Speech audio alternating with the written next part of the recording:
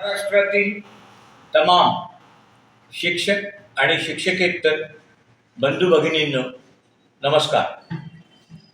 आपला थकीत वेतनाचा प्रश्न बऱ्याच दिवसापासून प्रलंबित आहे. वरिष्ठ वेतन श्रेणी निवड श्रेणीचा फरक, काही महिन्यांचं थकीत राहिलेलं वेतन किंवा अन्य कारण असतं कुठलं ना कुठलं थकीत असलेलं वेतन हे यावर्षी मी सांगितलं होतं की कुठल्याही परिस्थितीत आपण मार्च महिन्याची वाट न पाहता डिसेंबरपर्यंत काढायचं.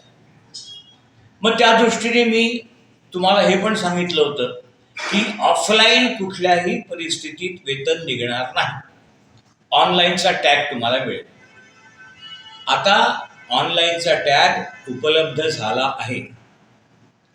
मग आता बरेच फोन मला येतात की संचालकांचं जे पत्र आहे ते फक्त माध्यमिक करता आहे का, प्राथमिक करता नाही का? ते प्राथमिक करताही आहे आणि माध्यमिक करताही आहे. इन केस तशी काही अडचण आली तर प्राथमिकचं वेगळं पत्र मी वेळेवर काढून घेईन. परंतु तुर्तास एवढंच लक्षात घ्या की तुम्हाला थकीत वेतनाचं देयक ऑनलाईन सादर करायचं आहे. मग तुम्ही म्हणाल आजपर्यंत आम्ही ऑफलाईन सादर केले त्याचं काय? ते गंगेला मिळालं, आता त्याचं काहीही घेणं देणं नाही. परत दुसरे फोन मला असे येत आहेत की केव्हा आमचं तर 21-22चं थकीत आहे, आमचं 19-20चं थकीत आहे. मग याच्यात तर 24-25चाच उल्लेख आहे.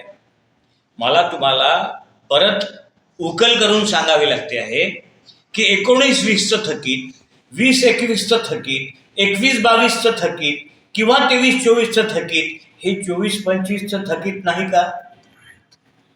ते 24-25चंही थकीत आहे. त्यामुळे त्या पत्रात जरी 24-25चा उल्लेख असला म्हणजेच आतापर्यंतचं थकीत जे 24-25 पर्यंत आहे ते थकीत देयक तुम्हाला ऑनलाईन सादर करायचं आहे.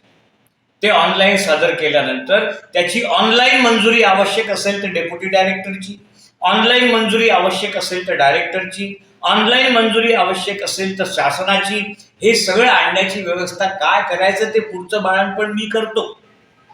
तुम्ही फक्त ऑनलाईन वेळेवर थकीत देयक सादर करा म्हणजे डिसेंबरपर्यंत ते वेतन तुम्हाला अदा करता येईल. अर्थात ही जबाबदारी मी जी घेतली ती फक्त अमरावती विभाग शिक्षक मतदारसंघापुरता. तुर्तास एवढेच. तुम्ही फक्त पाठीवर हात ठेवून लढ म्हणा. लढतोय. धन्यवाद.